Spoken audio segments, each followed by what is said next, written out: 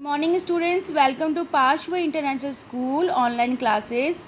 Class 11th. Today we will study about common diseases in the children. The initial time after baby birth is tender. In this stage, diseases attack children very quickly. Development of a sick child is hampered.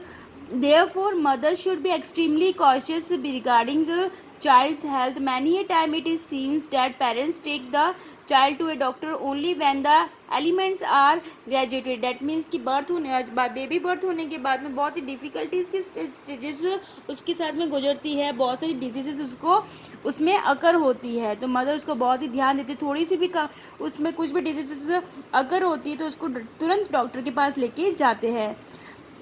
The best effort should be made to restrict the disease in the initial stage itself. To achieve this, it is important to know knowledge about common diseases of the child. इसलिए बहुत ही ज़रूरी है कि common diseases कौन कौन सी child के अंदर होती है. Early symptoms of the diseases की क्या क्या अर्ली उसके सिम्टम्स दिखाई देते हैं, लक्षण दिखाई देते हैं.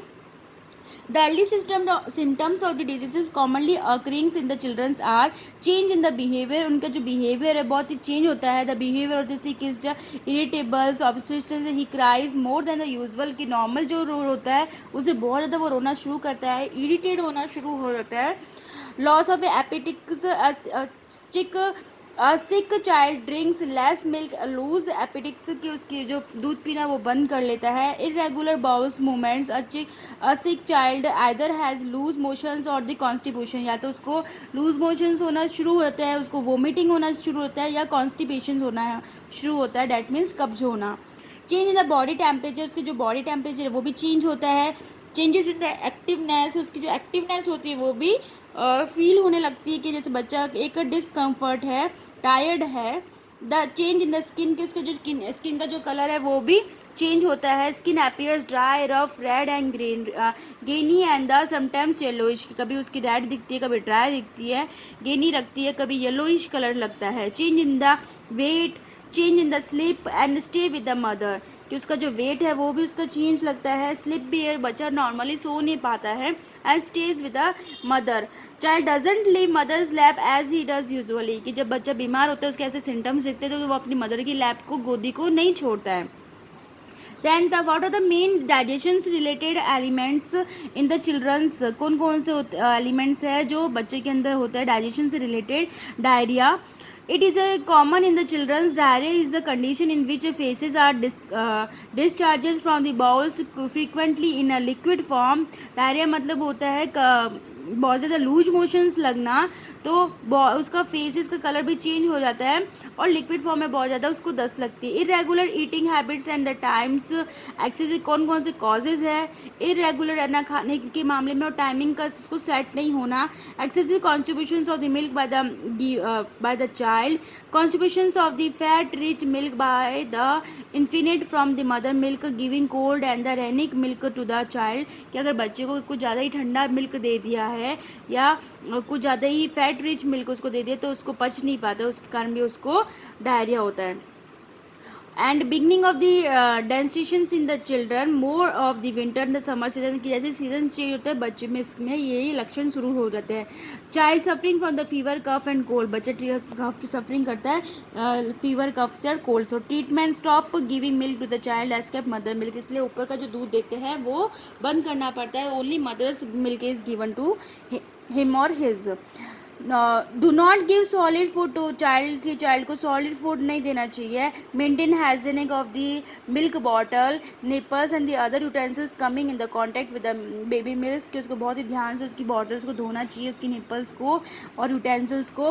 डिश स्टार्च और the belly waters can be given, कि उसको चावल का पानी देना चाहिए और बाजरे का पानी देना चाहिए. To compensation for the loss of the water the salt feeder preparation of 1 liter water with the pinch of the salt and the handful of the sugar at regular interval, कि उसको बच्चे में पानी की कमी होने के चक्कर में उसमें थोड़ा सा उसको शुगर एंड सॉल्ट का पानी देना चाहिए. Take care of a baby personal hygienes, उसको ध्यान रखना पड़ता है कि टेक केयर पर्सनल्स, उसको हाइजीनिक से दूर रखना चाहिए, उसको प्रॉपर डॉक्टर्स को सजेस्टेड करवा के उसको ट्रीटमेंट देना चाहिए. Then constipation is a condition in which there is a difficult in the empty the bowls, usually associated with the heart and face. Constipation होता है कि कब्ज हो जाता है ना बच्चे को, तो बहुत हार्डनेस होने के चक्कर में उसको पेट भारी हो जाता है. Constipation is a common causes of the painful defecations in the childrens. Causes का क्या है? लेस इनटेक ऑफ लिक्विड की लिक्विड्स को बहुत ही कम लेना, less intake of fibre rich food की फाइबर रिच फूड को कम खाता है वो बच्चा,